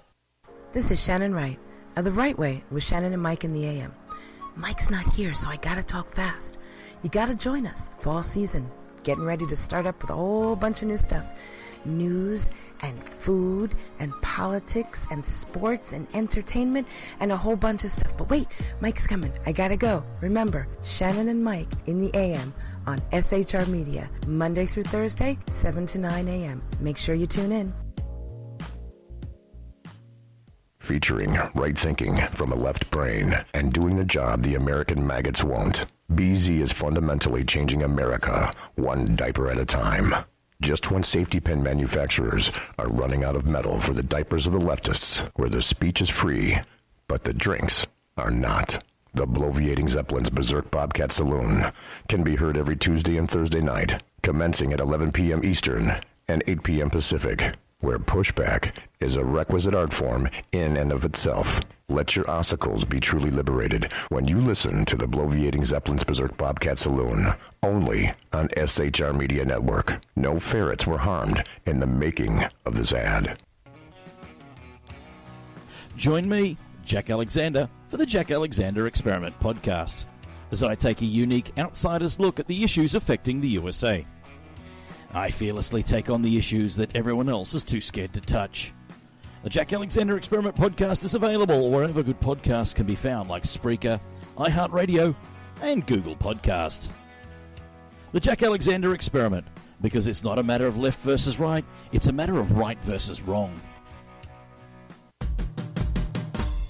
It's your business diva here, Melanie Collette. I am inviting you to a front row seat as I discuss some of the most intriguing details of wealth and finance with today's movers and shakers in the world of business.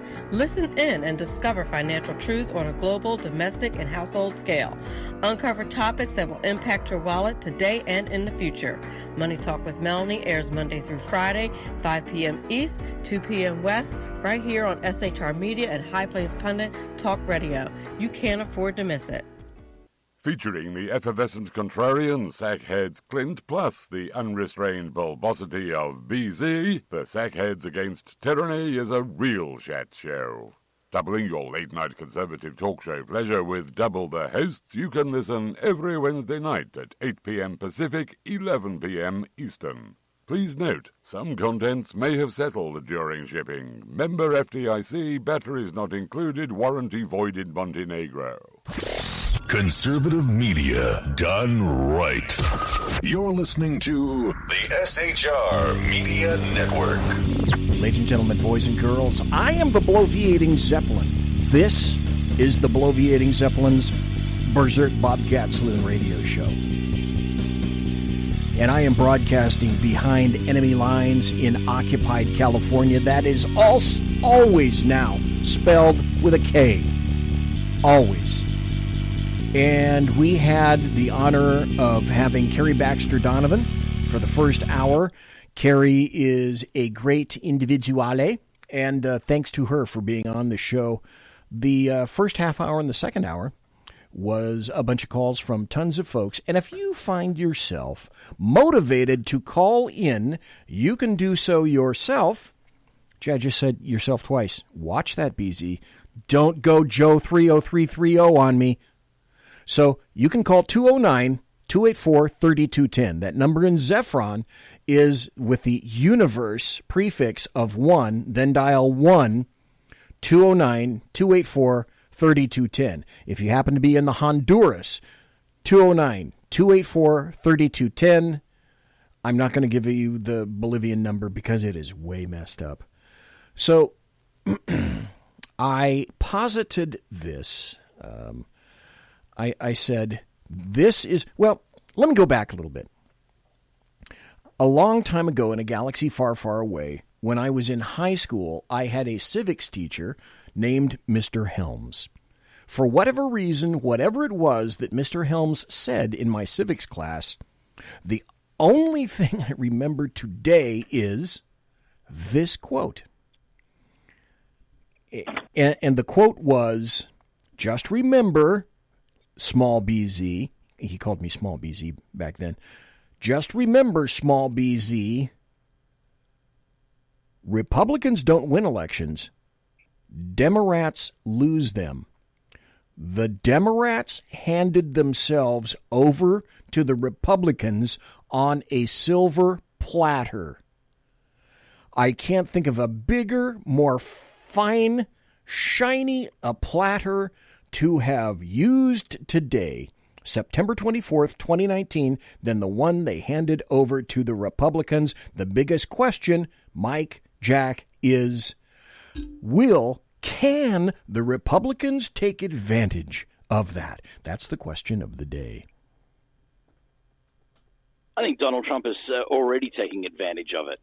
And frankly, if I was one of Donald Trump's advisors, I'd be getting on the phone to Attorney General Barr and saying, okay, this is the line they're going to take with me because I had a phone call with a foreign government official. Okay, fine.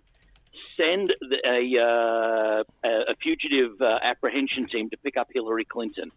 Because did she not do exactly the same thing in hiring of Michael Steele, the disgraced British MI6 agent, to essentially dig up dirt to give her a political ammunition?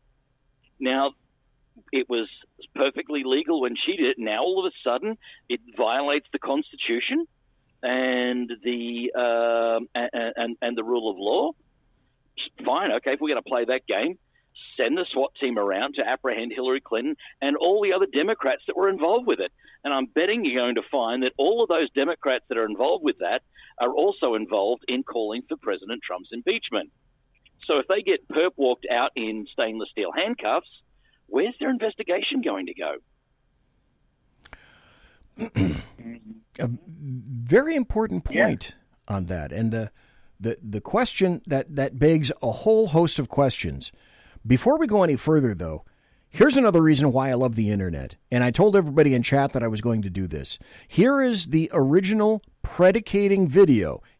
Here is audio and video evidence of Joe 30330 doing the exact same thing that the Democrats are accusing Trump of. So listen, and I'll explain a little bit if it requires an explanation, but this is evidence we already have. This is evidence BZ has. You can go to @BZEP on Twitter and dig around my timeline and find this.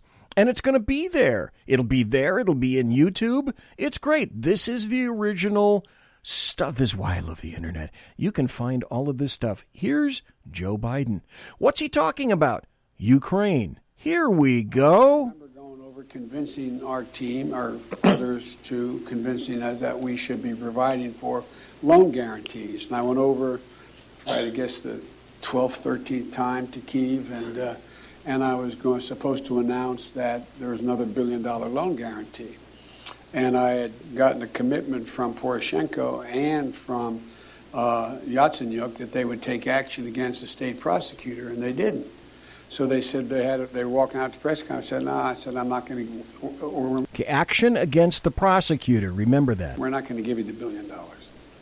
They said, you have no authority. You're not the president. The president said. I said, call him.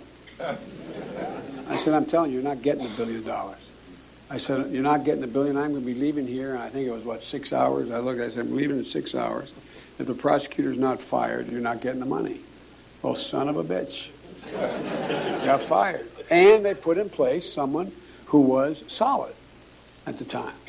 I remember going over. Okay, solid at the time. Let's break that down. Okay, this is Joe Biden. I'm sorry, Joe 30330.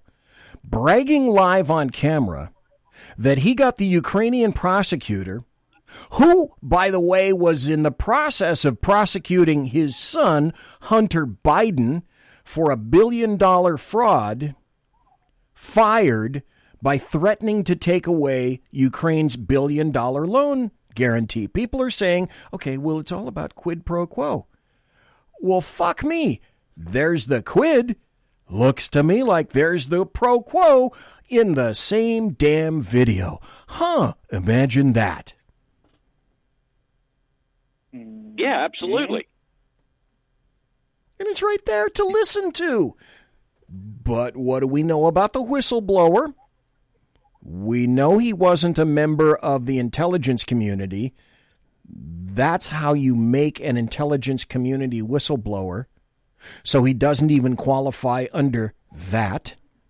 So the Inspector General of the intelligence community can't really lawfully consider him to be a true whistleblower, combined with the fact that now it's been revealed that the information he allegedly possesses is hearsay. That is to say, it's second hand. And that today, well, this past week and weekend, that was apparently, according to the Democrats, the straw that broke the impeachment back. So they had to impeach. Trump says he's going to hand out the transcripts. Jack, you mentioned that this was a setup. Mike, you mentioned that this was a setup. Is this Donald John Trump and some kind of arcane Machiavellian machinations? Wait a minute, is Donald John Trump, OMB, Orange Man Bad, the guy with the dead orange cat on his head, is he smarter than the average bear? He's certainly smarter than the average Democrat. That's for sure. I mean, and when it comes to this latest whistleblower, I mean, the Stormy Warren had more bona fide complaints against Donald Trump, and so did Christy Blasey Ford against Justice Kavanaugh, and all of those were completely bogus, yet they have more credibility than this whistleblower. You know, it's absolutely crazy that they're relying on all of this. It's just a circus. It's just a circus to distract the American people from the real corruption that's going on. And Donald Trump, the president The 45th president of this wonderful republic has turned around and played them like a Stradivarius violin and handed them enough rope that they are hanging themselves out to dry. And it is absolutely beautiful to watch. They have today. It is. Nancy Pelosi must have realized the moment she went on air and made this announcement that she was surrendering the Democrat Party to a life of also-rans. I'm going to posit two things. I'm sorry, go ahead, Mike. There's been several times in the past when the Republicans have had to spend a number of years in the quote wilderness. 40 years before they took back the House in 1996 or whatever it was, and stuff like that. I think we're on the verge of the Democrats having to spend a great amount of time. New York and Chicago and all these places that can elect Democrats because that's what they are. That's what this city is, and they're steeped in Democrats, so they're going to elect Democrats. Yeah, but across the South, you're never going to see a Democrat again. Yeah, you might see one, but not very damn well likely going to see one. You're never going to see one in Louisiana here because the one that's here, the only one that's here right now is holding on to his house. Is for impeachment and is holding on to his house very tentatively, And that's the thing. That's what they don't understand. The gains they have made are going to go away. Are going to go away just like that. They're not going to get this. They're hoping they're going to get the Senate back. They're not going to get the Senate back. No. They're hoping they're going to keep the House. They're not going to do that. And they got nobody. And you know what? The reason why they're not CNN and NBC and ABC aren't reporting on the Joe Biden thing? Because they know that he is the only one with half a chance of making it competitive against Trump. He's the only guy. None of these other guys, Pocahontas and Buttigieg and all these other people have no shot. They got no shot.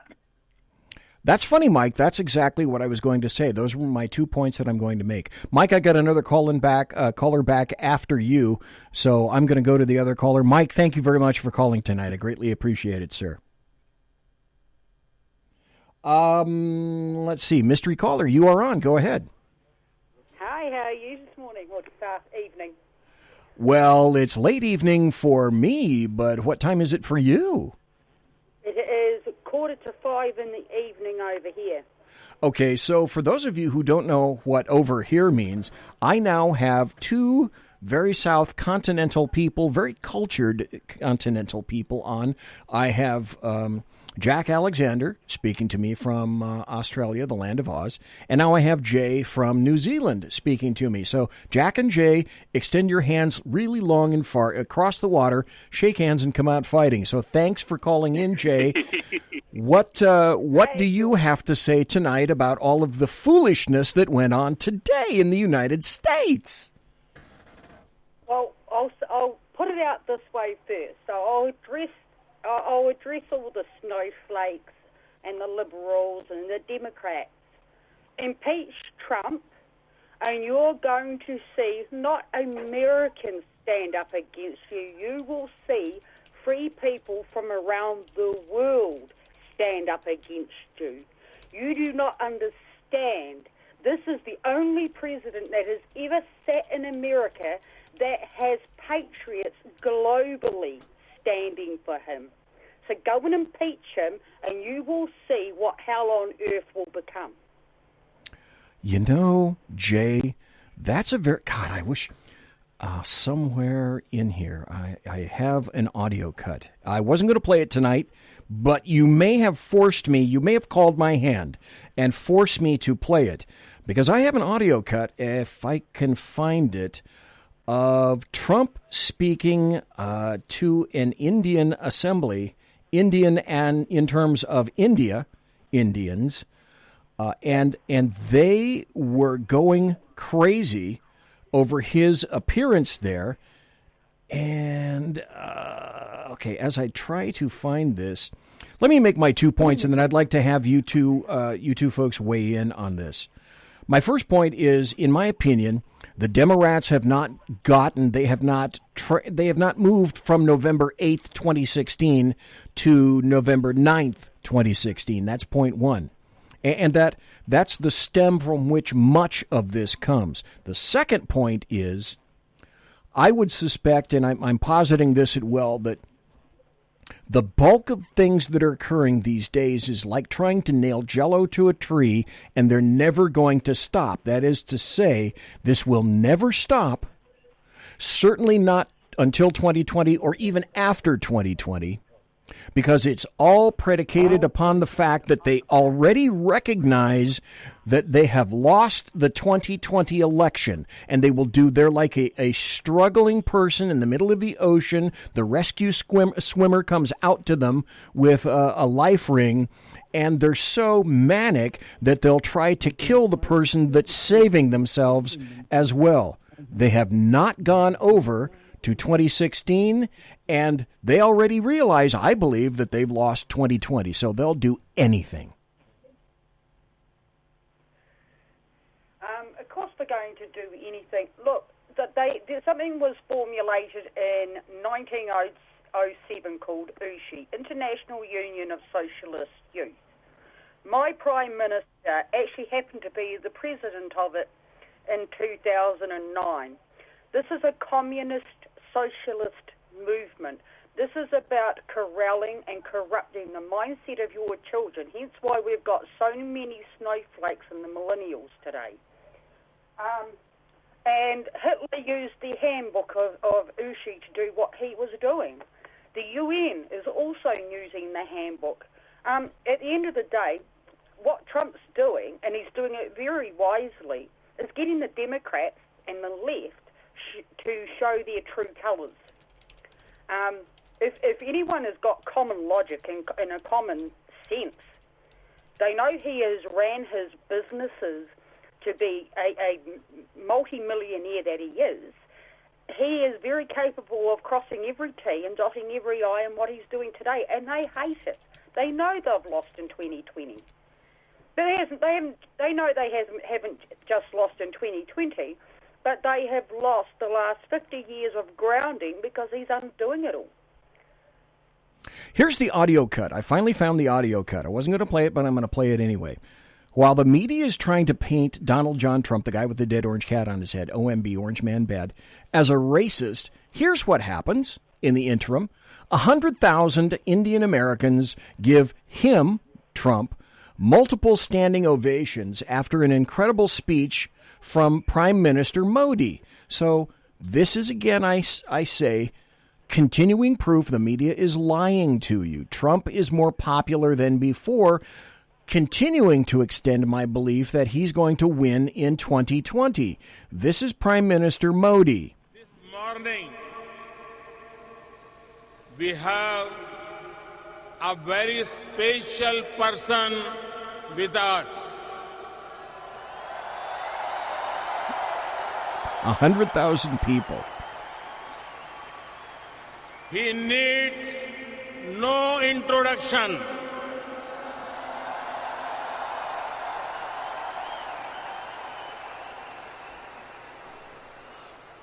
His name is familiar to every person on the planet.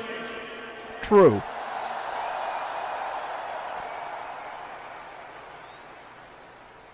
His name comes up in almost every conversation in the world on global politics.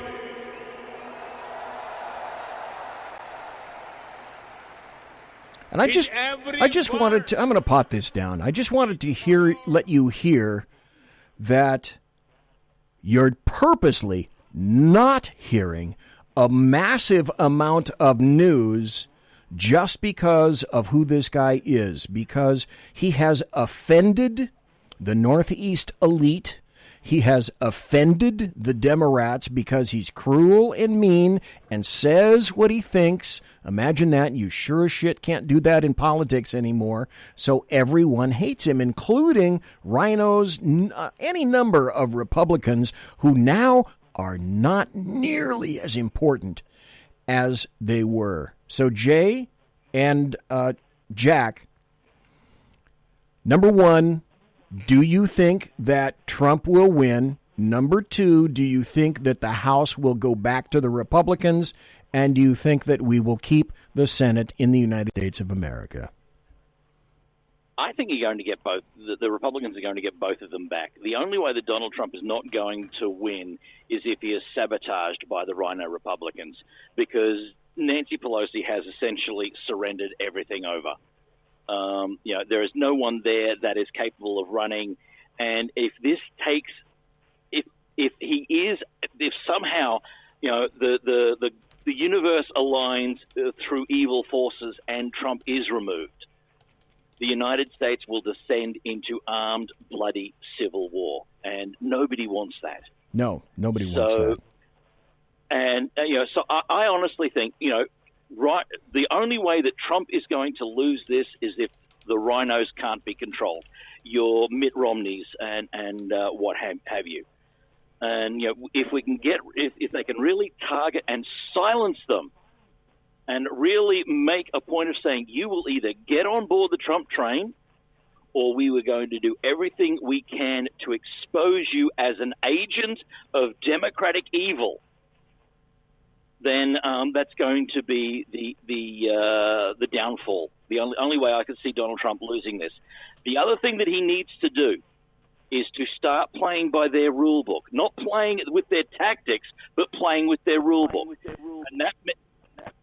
And that means that that the Department of Justice is going to have to start laying indictments against senior Democrats and senior Democrat fundraisers. And it also means putting Jeffrey Epstein back in the forefront, because this is all connected. And it also needs to happen very quickly, because it's also not coincidental that this has come out the very week that the world's media is in the country because of the United Nations General Conference. Wow, okay. You make a very interesting point about that. That's a really interesting point. Jay, from New Zealand, any thoughts? I would actually back all that statement. Everything happens for a reason. At a time, it happens. But then at the same time, he is already investigating. He's got a major investigation going into the Clinton Foundation, which will sideline a lot of nations. New Zealand's funding the Clinton Foundation, which puts New Zealand in the spotlight. And at the time when Trump won the elections, John Keyes stood down here as our Prime Minister in New Zealand, but we're still funding the Clinton Foundation. He is doing the indictments. I know that. It's not something you can just do overnight. I do see civil war on the front. That's a certain. It's a shame, though, it has to come to a civil war. It should have come to a revolution first and foremost when Obama was in office. But, look, America and New Zealand go into the elections the same month next year. The UN is I don't know if it's the Democrats you've got to be worried about right now rather than the UN and this migration compact deal. Because next year, when the migration compact deal takes hold, and New Zealand did sign it, and we've just had some real bad news about that, but apart from that bad news, this is actually the bringing in of the New World Order, the new regime. They take hold of our sovereign borders next year. Now, when I say bad news, it broke out the other day that we're looking at a 300,000 increase of immigrations into our country before our elections, which will throw our elections fully Jacinda's way instead of we had a coalition in our last elections. This time it's going to give her the sovereignty seat. In terms of percentile, that's a massive amount for 300,000 people are New going Zealand? to influx into this country between now and our next elections. New Zealand's smaller than Colorado. That's a huge influx in terms of the percentile and the size of New Zealand as opposed to everybody else. The sad part of it is this. I got to wrap up the show. Jay, thank you for calling. Jack, thank you for calling. Both of you, thanks for Always a pleasure, man. for representing Down Under. And both of you shake hands, and it's 9 millimeters at midnight for both of you. Thank you ever so kindly for calling in. I'm just kidding. Bye-bye. Thanks. Bye-bye. Folks, that was it. I got to tell you this. Tomorrow night, I think it's going to be a chat show. Now, I have not called Clint, Sackhead's Clint, contrarian to Clint, to find out whether he is definitely going to be here. He's said he has. He said he will. I'll find out tomorrow. So, absent that, there theoretically should be a chat show in the offing. Thursday night, in the first hour, the second hour, I'm going to go into a ton of stuff like this. I'm going to get into global warming. I'm going to get into leftist Democrats and the American media maggots. You know that for a fact. But in the first hour, it'll be very interesting. In South Carolina, Lindsey Graham is up for election again as senator. I'm going to be speaking to a guy by the name of David Weichel, who is going to be running as an opponent against Lindsey Graham for the senator position, the Senate position in South Carolina. Thursday night, you're not going to want to miss that. Oh, and by the way, also want to tell you this, next Thursday night, I'm going to have on the Libertarian candidate for president in 2020. Both of these are interviews you are most deaf not going to want to miss. Monsieur hasn't walked.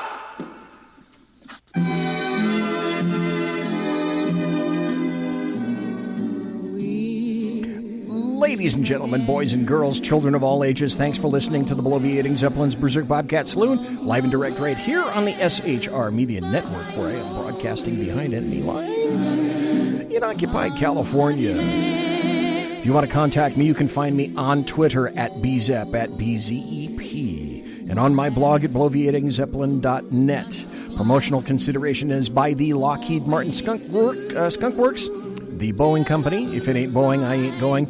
And particularly these days to the Pratt & Whitney Engine Company, Thrust. You can trust. Tiaras are by My Little Pony, of course. Thanks to my personal KC-135 Kettle 1 refueling team, with whom I shall be consorting in less than an hour. And thanks to KARI Baxter Donovan for being here tonight in the first hour. Thanks to you ever so kindly for listening live. Thanks for being in chat. Thanks to the American Trucker for listening to me. Thanks for people listening to me in podcast. I appreciate each and every one of you for taking the time out of your busy day to do this, or night, okay, to do so. God bless, take care, be safe. Tomorrow, Sackheads. Thursday night, he's back. Good night.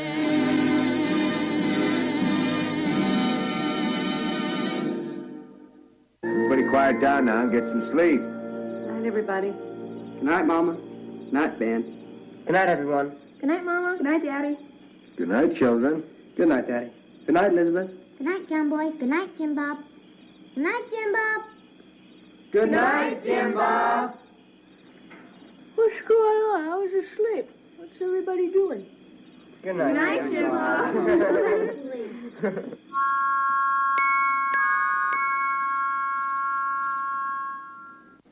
Good night, and good luck.